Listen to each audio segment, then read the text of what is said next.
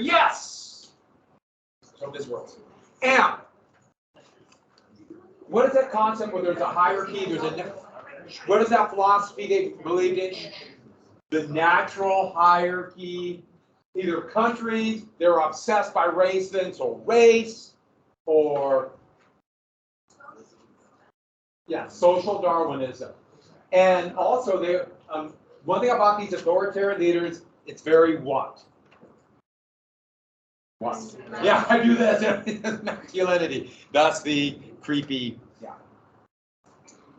And it's not, I'm making anybody who's does this mean that they're a fascist? That's not at all what I'm saying. Teddy Roosevelt was the kind of opposite of that. But anyways, and what was the mortal enemy of the fascists? Communists who want no classes, equality. No, that's terrible. How do they feel about ideas that are like in this document called the Declaration of Independence? How would they have felt about that? Yeah, individual rights make us weak, and laws are only for whom? The weak. Yeah, the weak, aka you. You follow laws, I don't. Sound good? Everyone with me on that? Because we're watching. They're watching you. Speaking of watching, what do you call a state where they try to control everything? Yeah, totalitarian. Big Brother is watching. Now, you're going to get states like the Soviet Union that will talk, maybe they believed it, who knows? I would imagine most of the Bolsheviks did that we're going to create this classless society, even though it's pre-industrial. And in the process of going through total war to win, they turned into a monstrous totalitarian state. So even though the mortal enemy called themselves fascists, the actual states themselves weren't significantly different. Yeah. So Mussolini always talked about having like totalitarianism and like taking fascism, but you said that he like never did. So like, to what extent was it? Like, I know he's probably pretty masculine and they had certain things. He was manly. Yeah, and like they had like probably certain things, but like to what extent? He would never be willing to do the terror. Oh. And yes, he did ban other parties. Yes, they banned labor unions, but they never went to full total control. So it's more a lot of the rhetoric of it, but they were not willing to do the full secret police, the full watching. We would have considered it probably pretty monstrous still, but not to the extent other ones do. But the point is, people listen and watch. The influence of Mussolini on Hitler's actually pretty huge. And then Mussolini be kind of forgotten. Oh, my mouse, my battery went out. All right, so let's go ahead then and get to Nazism. Where do we finish it here? We ended On what? We ended Oh, we ended with totalitarianism. So let's get to Germany. So Mussolini would take power in 25. No, it was not this monstrously efficient state that a lot of Americans said, oh, it's got to, it actually really wasn't. But Germany went through a massive civil war after World War I. And all these cities right here are workers and citizen or Navy revolts after World War I. Parts broke away. It was just chaos when the war ended. But one very important thing happened.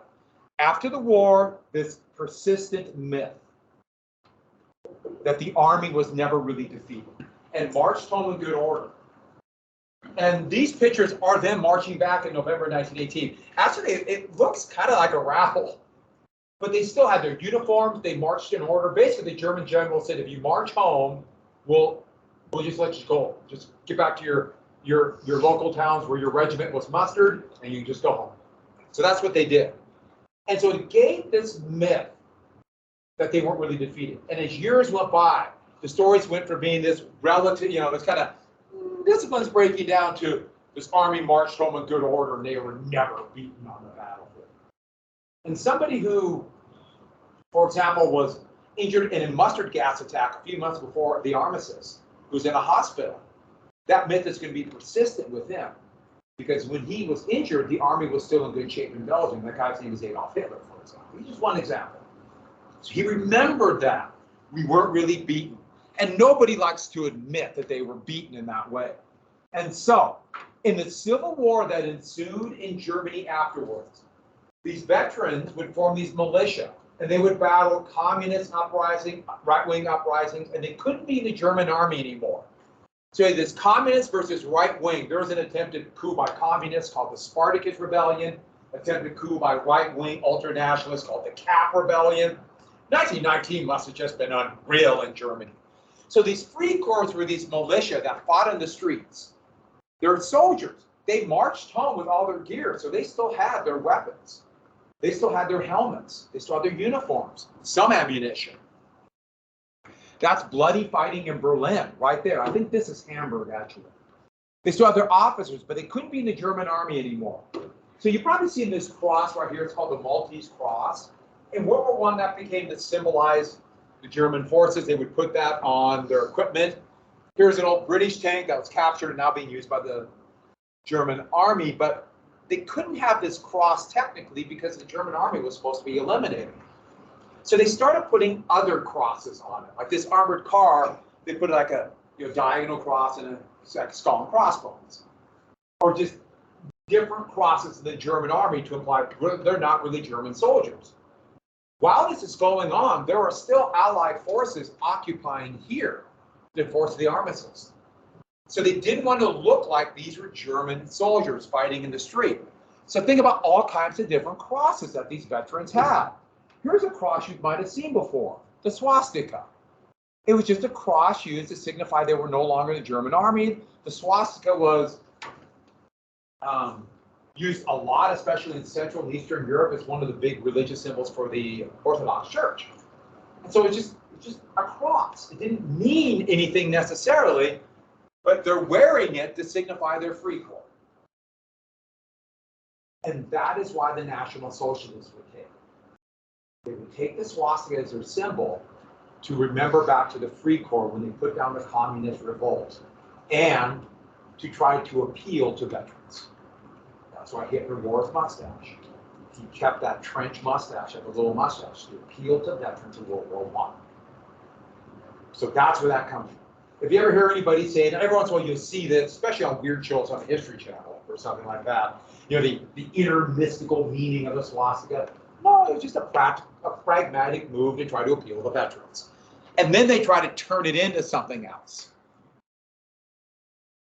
And so the rebellion, the civil wars were put down both directions, and eventually a republic would be created. And for 10 years, there'd be a democratic republic called the Weimar Republic. There's a parliament. There's a president who's head of state. But the actual, if you heard of like the prime minister in Great Britain, the prime minister of Germany is called the chancellor. And they still had all these reparations to pay. And they created a German republic, as opposed to individual little kingdoms it was in the empire. And there was a lot of unicycle riding. Everyone knows that. That was a big thing about the Weimar Republic. Okay, that just struck me as funny. In front of the Brandenburg Gate in Berlin, on the Unter den Linden, the main road here, and the U.S. embassy is right about here. But they had to do exports. They needed to export goods to bring in money to pay the reparations. And so Germany had this issue. They had to try to keep the value of their currency low and export to try to pay back the reparations. Well, I didn't write down the year. Everybody write down 1923. Germany basically announced we can't make our reparation payments. They had so many financial issues. Even the economy was starting to come back in that weird, surreal post-war era. And so what did the French do? The French occupied this area. This is called the Ruhr Valley, the most industrialized region of Germany to this day. There's a river here called the Ruhr. And so all the workers went on strike. And once they went on strike, there's no exports. And this is going to lead to a crisis. Here's a French soldier in the occupation in 23 standing down a German civilian in Cologne. Now, looking back at it politically, Germany did make some economic mistakes. France made a big mistake probably doing this because it made them look like villains. Here are Germans on strike in the Ruhr. This is Frankfurt. Here are French soldiers coming in, a French soldier standing on coal. And here's a German worker saying, no, 9, I won't work for you. The problem with this is it broke down the entire economic system. This is going to lead to what we call hyperinflation, massive inflation. Now, I don't mean the relatively minor inflation we have now, even though it's the biggest since 1981. This was much more normal in the 60s and 70s. You'll get moderate waves of inflation.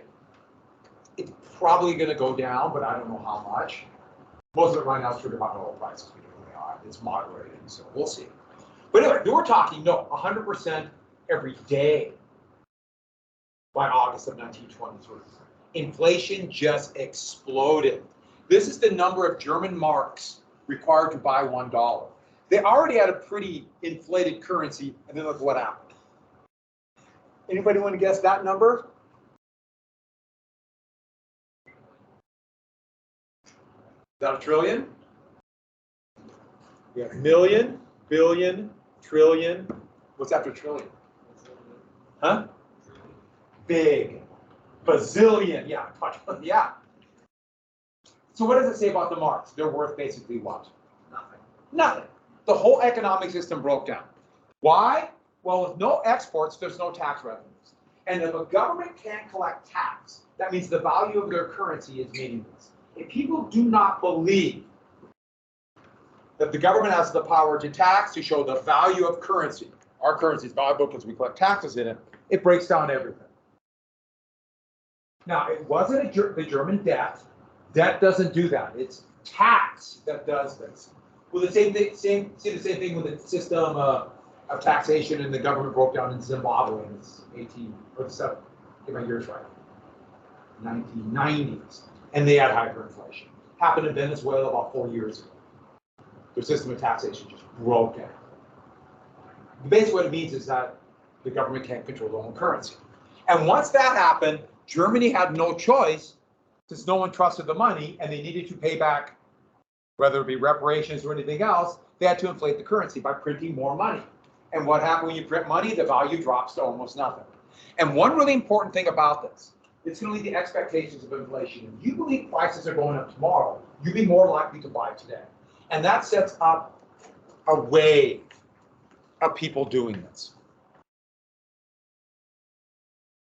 A wave of people buying goods. That means to a shortage of goods. We saw this I'll give you a very good example how this could happen in one product that happened just 2 years ago when the COVID began. Do you know what product I'm talking about? What product? Toilet paper. So as soon as COVID hit, and all of a sudden people are at home and not as many people are working. Well, toilet paper for homes, you buy in the grocery store, is different than toilet paper that was sold on a mass scale to businesses or schools or whatever. And I think you know what I mean, but we're not going to, but they're different. And so all of a sudden, people are going to be home more, they start buying more toilet paper, and there's a sense of a shortage. What happens if you think there's a shortage? People buy more, because they say, I better hoard. That raises prices. So what does that force stores to do? They got to order more from the supplier, and so on and so on. And what happened? The price went up, and there were shortages. It's amazing it happened in one thing, but you probably remember that. I remember when COVID was just beginning, and no one knew how bad it was going to be, and like our store was going to be open in a month. And my wife was out of town, and so I went to Costco on my own. It was scary. They let me out in public, and I went there, and I'll never forget going to the toilet paper section, and there were people like fighting for toilet paper to try to get the toilet paper there. And because I'm clairvoyant, a month earlier bought a big thing, so I could act really smart. I sold it for a big profit on the black market. No, I did not. But here you get a lot of comical pictures of people like making kites out of Reichsmarks, their currency, that kind of thing. Because money went out, money dropped in value so fast. And this is one, the number of German marks to buy an ounce of gold, they already had pretty high inflation. Look what it's going to be by November. Here's the same graph showing it on a graph. It's shocking. Here's a 50 million mark note they were printing by October. And the thing is, they're on paper. They knew these were going to be worthless. So they was basically on like toilet paper. They couldn't use expensive paper because it's going to be thrown out and make the dollar smaller and smaller. Here is a 2 million mark or 2 million mark postage stamp. And the amount to buy a loaf of bread by November 1923, 200 billion marks. The point is, people would bring wheelbarrows of currency to buy the most basic necessities. You would think you had money in the morning, it'd be worthless by that evening. Just imagine if you had a savings account, what happened to the value of your savings? Just gone. That's why Germany to this day has just this abject fear of inflation now. I think you probably guess why. It kind of makes sense. The Confederacy, like in 1865, had this too. Similar kind of thing. And so here's the buying a loaf of bread with literally baskets of money. This is supposedly one person's 1 day of pay. So the whole system, the whole economic system broke down. Yes, lots of comical pictures of wallpaper in your hall, you get it all that. Let's get to the main economic point. This led to massive middle class insecurities. People who were benefiting from the growing German economy, all of a sudden their savings were gone, their paychecks were gone. Okay, yes, of course, wealthy people too. And also there's a lot of resentment from people coming from other places like Britain or the United States, where a pound or a dollar could buy you your weight in gold pretty much in Berlin, because that money was worth so much. And so here's a picture of Gutenberg, the person who invented the printing press, showing him like in awe of like what's happening to the machine I invented, printing out marks. Now they would eventually come up with a new currency called the White mark and stabilize the currency.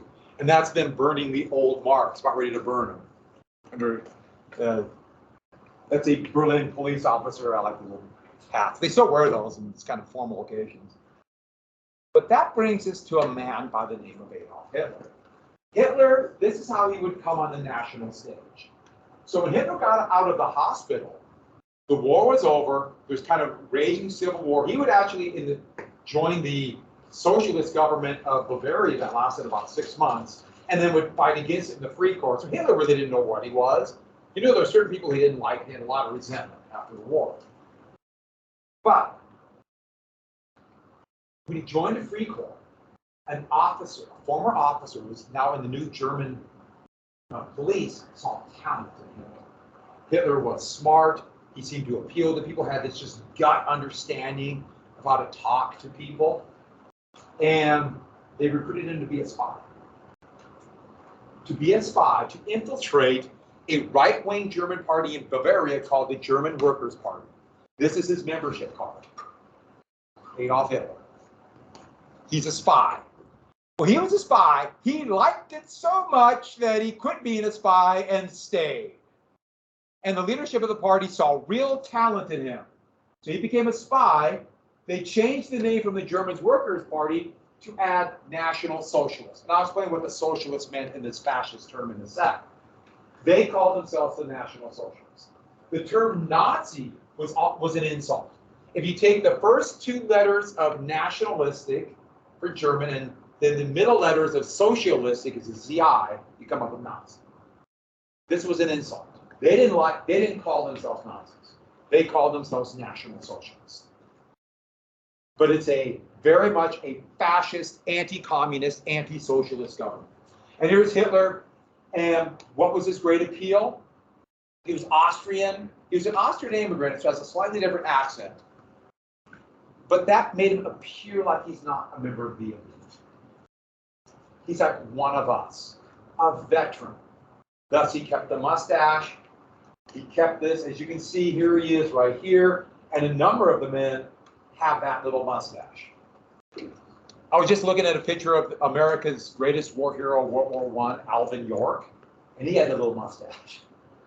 The gas mask. It's just so weird seeing that now because you can't. I imagine none of us can help it. We see that mustache, and the first thing we think of is Hitler.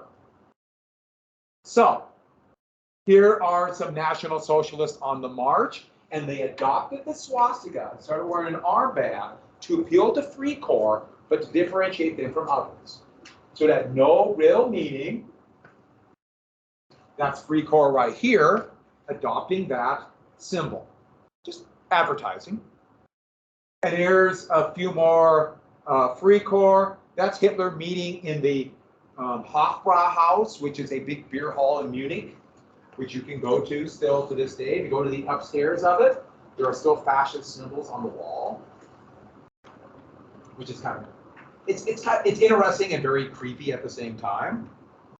It's a very it's very much a tourist place. Why beer halls would they meet?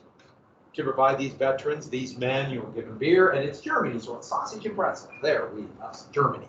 And that's how they recruited. Seeing hyperinflation, that gave Hitler the idea to overthrow the government. And they started at a beer hall. Okay, the beer hall they actually started would be destroyed in the war, so it doesn't exist anymore. The one that they started, the actual APUSH, but APUSH is a coup. Overthrow the government, this tiny little group.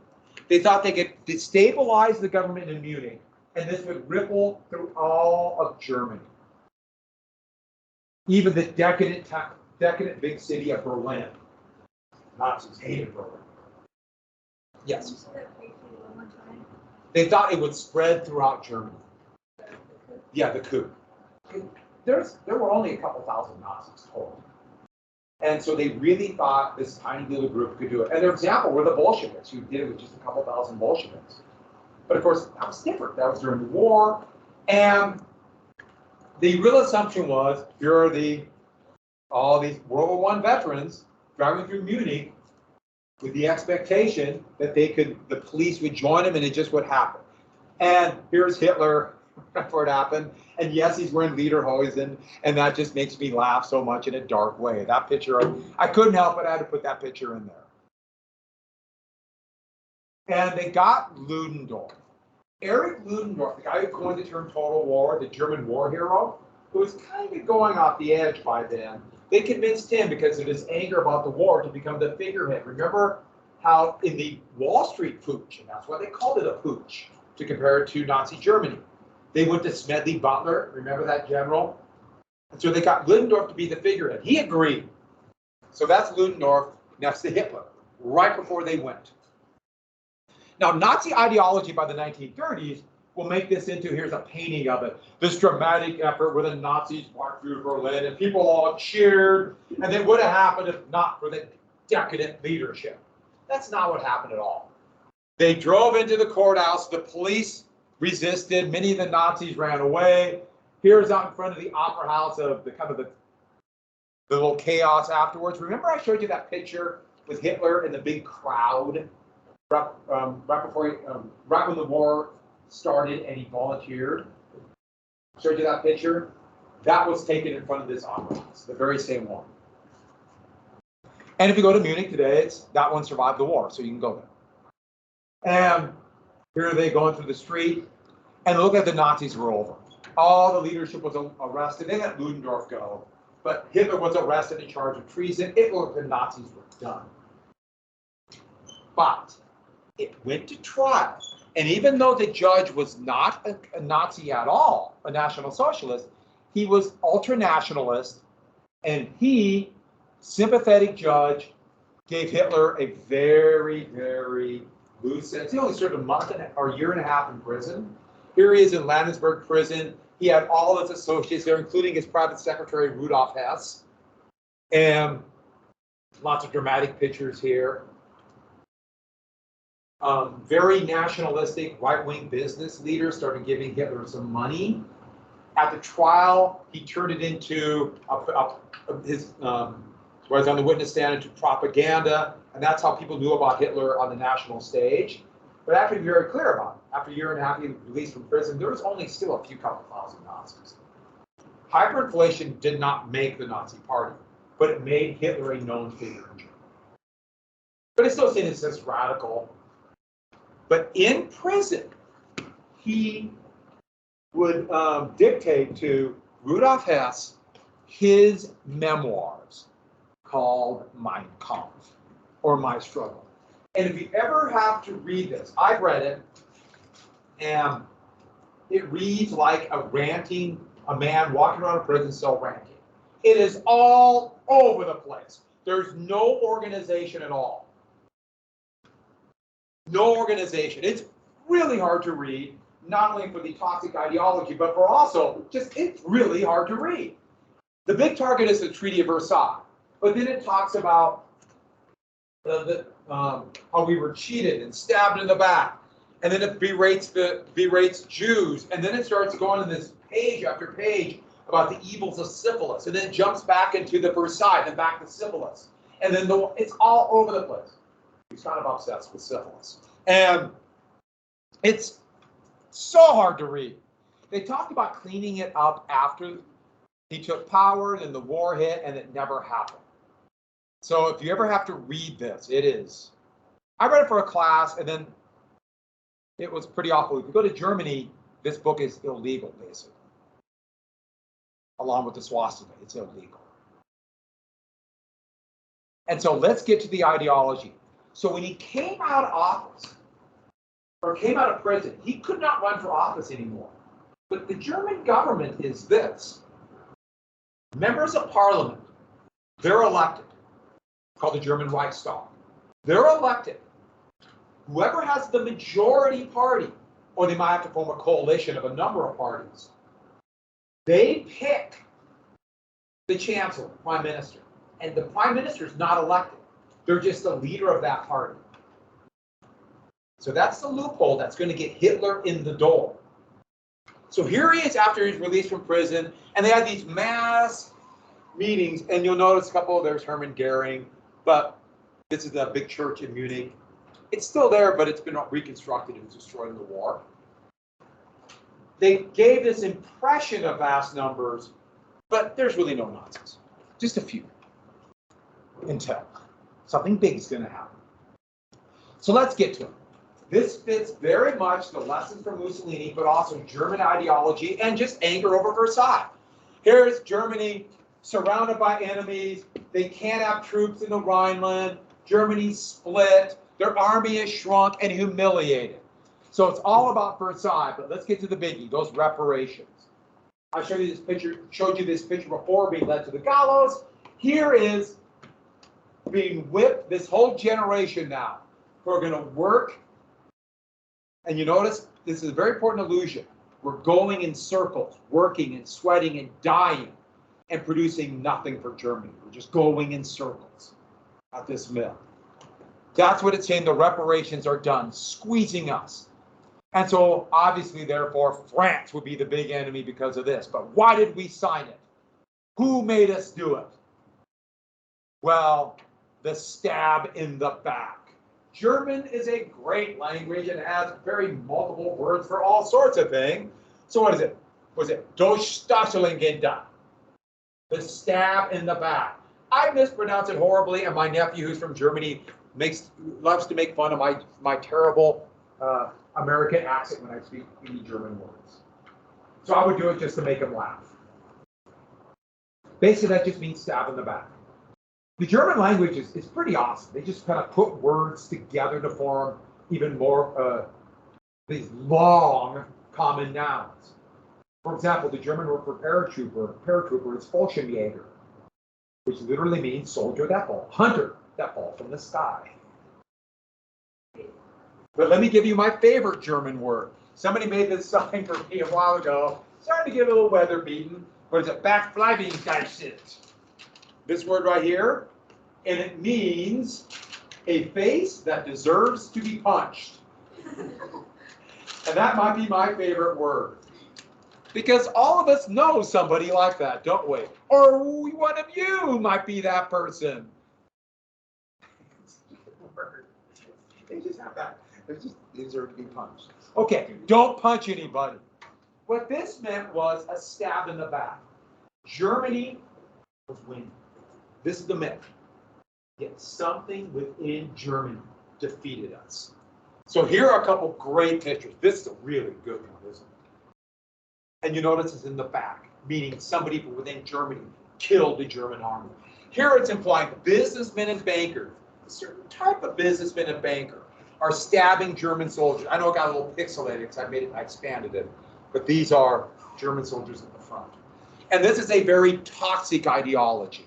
Here's another couple more pictures of it. And I really like this one because red implying, who are they? communists or socialists, who are opposed to the war. This enemy within, socialists, and then hit from behind. We could have won if not for an enemy within. This is a really toxic ideology because it implies not just do we have somebody we politically disagree with, the people we politically disagree with are actually what? They're traitors. We have a traitor within. In fact, that's what Hitler would say. I want to overthrow the government to take it away from the traitors. I'm the real patriot. This is really toxic. Because how do you have a negotiation with somebody who thinks you're a traitor? These are the kind of things that destroy states. We saw this grow in the United States after the Vietnam War. That was, well, the U.S. could have won that war. There was an enemy within that forced the United States to lose that. And you see people say stuff like that today. It's really toxic. You can see this begin to break down Germany. It's going to happen other places too, but Germany will be the biggie. I'm actually pretty scared of the stab in the back theory. Because it's somebody who looks like us, acts like us, sounds like us, but they're really a traitor. Something about them. You might think see where I'm going with that. And so with that, we got a scapegoat. We have to find the enemy that lost us the war. And they're not going to be in these beautiful valleys. They're going to be in the decadent cities. And almost like I planned that. That's actually true. The decadent cities, away from true German, the true German roots of being farmers. Remember, this is a conservative view of going back. So, demonize others, somebody different. And xenophobic is this idea of fear of others, fear of outsiders. And so you'll notice, is it this or this? And that's the skull and crossbone. What kind of people? Well, obviously the biggie, communists and socialists. They are the mortal enemy, the organizing principle. That's why so many very big, wealthy industrialists gave money to the Nazis. Keep out the communists. And the Nazis were anti-union. Also, liberals. Now, don't think now in terms of what you might think of it today, or even this kind of economic pro or against New Deal. I mean, classic liberalism, with this idea that we all have rights. We all believe in democracy, rule of law. No, they're weakening us. And somebody strong like the communists can come in and take advantage of that weakness in a democracy. Rule of the people are weak. Rule in me. So you notice the smile? I gave an unusually creepy smile there, didn't I? Next, some business, some bankers are manipulating and ruining Germany for their own private gain. So they're kind of anti-capitalist, but they're pro-monopolist. Slavs. We've talked about Slavs before. The people inhabit places like Poland. Big areas down here in the Balkans, well, besides Hungary. But what's the biggest Slavic country? The Soviet Union, who just happens to be communist. That can't be a coincidence. This inferior race, which the idea of that being different race is just mind-boggling, but we're obsessed with it. This inferior race is polluting our blood and weakening us. And then, of course, this educated elite, and that includes artists and the German film industry was just exploding in the 1920s. And it's they're making us decadent and weak. In fact, most of them would come here, come to the United States. They'd be kicked out by the Nazis. And so many of the leading scientists in Germany and philosophers in Germany were Jews. Many of them would come to the United States. This might have a big implication, this thing called the atomic bomb, but that's another story. And this educated elite, they're manipulating our point of view. They're shaping our values to something more decadent. But who's behind them? Some of the leading communists were Jews. Some of the leading philosophers who push the Enlightenment ideas back in the 1800s, Jews. Bankers and businessmen, Jews. Slavs, the largest population of Jews in the world were here. There were hardly any Jews in Germany. They're here. Jews. And then, of course, the leading scientists. All of them back behind by Jews. Jews are behind. And this was seen as a big conspiracy, a criminal element of Jews, a conspiracy of Jews to take over the world. And they use those terms, a conspiracy. And by the way, if you believe in a conspiracy theory that there's a shadowy group behind the scenes running things, if you believe that, what would prove you're wrong? How do you disprove somebody? How do you disprove to somebody who believes in a conspiracy? How do you disprove it? You can't. If you say, no, look at these facts, the conspiracy's wrong, you're part of it. That's exactly what somebody who believes in the conspiracy would say. Because as we all know, there is a well-organized conspiracy against me. Correct? Does everyone believe me? Yeah, they're watching all the time.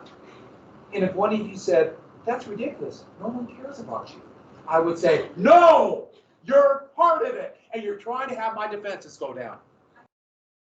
See? That's why you're against me. By the way, this is a good poster, isn't it?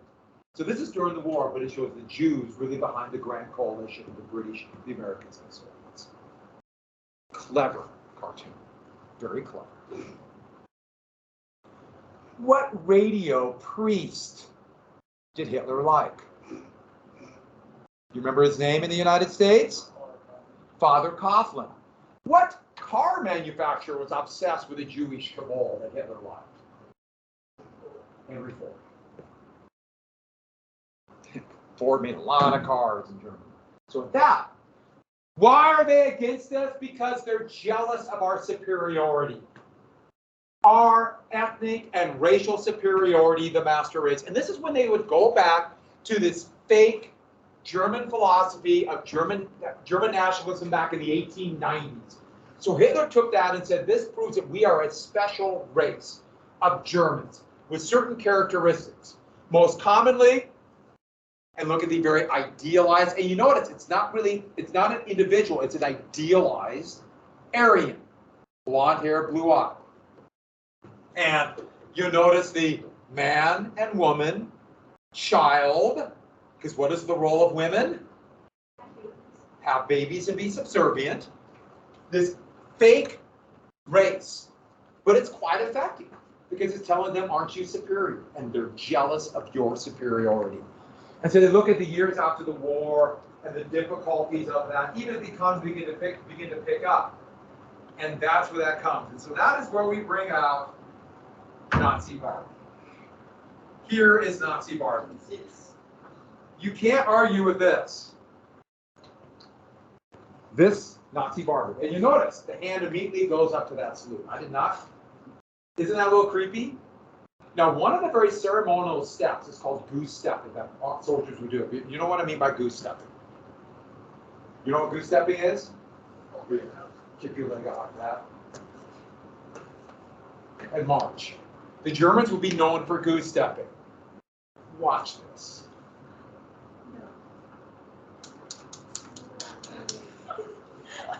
Nazi Barbie. See it again? Yeah, you can't make this up. Some of this thing.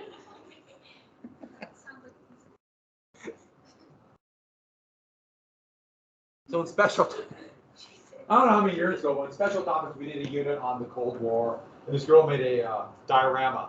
It's actually really well done, a diorama of a fallout shelter. So she wanted to put people in there, so she put an old Barbie in, and I was just kind of, oh, now the Barbie. Oh my God, it's goose stepping. So that became Nazi Barbie. Did that change your life? Yeah. All right, so, and that's where they would embrace eugenics. It started in the United States. This idea of racial purity, we could breed a special race. Yes, he did very vocally talk about some of the racial policies of the United States in the 1880s, 1890s.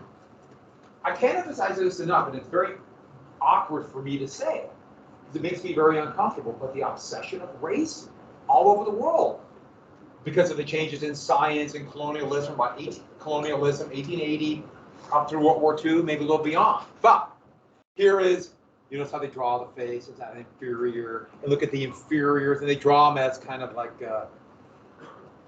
I think you get the point here. But look at the pure Germans. But here's the big thing you notice. You catch it? Count. The inferiors are outbreeding us. They're outbreeding us. The Slavs will take over. And this will be a pretty common rhetoric afterwards if anybody's fearful of immigrants, for example. And so that is why places like the Netherlands and Norway, which has a lot of Northern European look, a lot of people from the Netherlands and Norway joined the SS to fit in with that racial purity. Yeah. Oh, you're saying I'm great? You're right, I am great. And so, as you can see from this valley, Norwegian SS. So when the Reichstag fell to the Soviets, after some of the most bitter fighting you could imagine, this relatively isolated spot in Berlin, the last soldiers fighting for the Germans were Norwegians. They volunteered for the German SS. They can't go home, so they fought to the death. And so at doesn't this fit in with fascism? Quite well. Der Führer, the leader, and the leader principle who could do no wrong. Mussolini was El Duce for the leader. Franco was El Supremo. And thus a cult of the leader. His painting, his picture, his poster will be everywhere. And the whole idea was the leader can do no wrong. Anybody who thinks that is obviously part of the enemy. And there's something else too. Hitler quite consciously, in fact, became a point where he never told the truth. He was dishonest about big things, small things. He lied and lied and lied and lied about everything. And if you never know what the truth is, and the person you're told to trust is saying one thing and then saying something else, and you never know what the truth is, how do you feel if you never know what the truth is? How do you feel? Good? Happy? What's that? Oh, you're scared. You're insecure. Would that enhance or hurt the power of you? It will enhance because he will provide security. If everybody's lying, if we don't know the truth, let's just find somebody who will protect. And it wasn't like his conscious plot. That's just what he did to everybody. He lied about everything. So you saw, if you paid attention to what's going on in Ukraine, Putin has given like 30 different contradictory reasons for why he invaded Ukraine. Now he's saying to protect the Ukrainian people and bring peace. Lie and lie and lie and lie and lie. So with that, that's where you get these great posters like, this is for we live, we are German. And you'll notice something. You see the faces behind? You notice that? They're just figures. They're not individuals. There's only one individual, Hitler. And this is a classic one. One people, one nation, one leader. And this would be everywhere. Meaning, he is the same as the people, or the same as the country, and he represents us. Not you, he does. I like that one too. A vote yes. This is for a plebiscite for the Nazi Party in 1934. And you know, are there any individuals here? No. They're just part of the mass, and you notice they're all giving that Roman salute. And that leads to the people, Das Volk.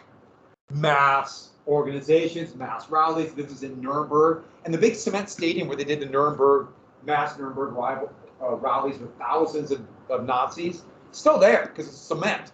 really creepy, kind of surreal. He provided every German household with a radio to make sure they could listen to the propaganda. In fact, they began to research into something new called television. It's just that the German researchers went down a road that didn't work very well, so their German TV didn't work. It was actually a guy from Idaho who came up with a TV that worked. But that's where we get the term socialist. And socialist to this concept is not classless society, because they definitely believe there's classes. What they believe is it's social as social unity, all together, that total war idea. I like this one too. It reminds me almost of the Thatch, but they're not even people anymore. They're just hands. They're just part of one creature doing that. To emphasize we are all one. A mini-armed monster, so to speak. And thus we need places for them to live, living space. And in the East, there's all these land that's occupied by people who don't deserve it, the Slavs. And what they wanted was to turn the East into an agrarian German paradise. Get away from the decadence of the cities. This is that romantic idea that the cities and science has made us weak, and therefore we'll go back. The Germans were intensely the Nazis were intensely anti-science, which I gotta say, thank goodness. But intensely anti-science.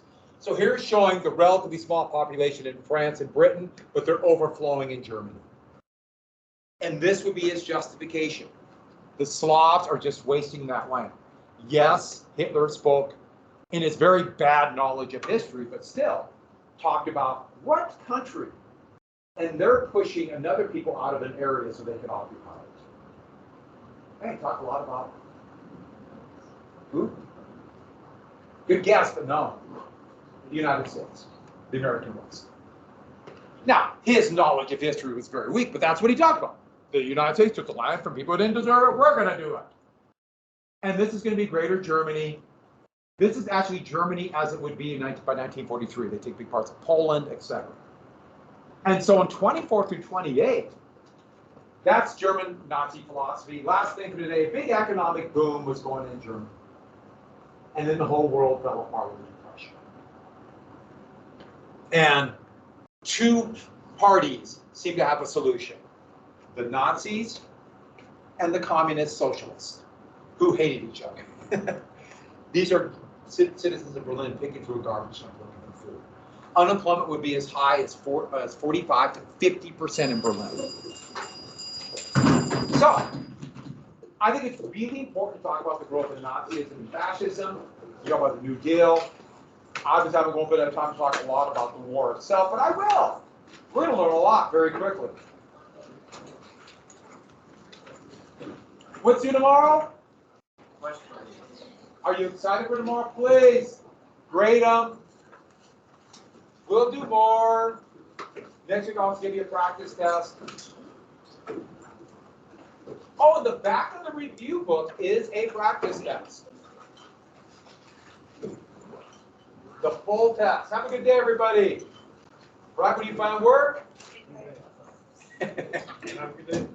Let's see ya. Time to shut off the camera.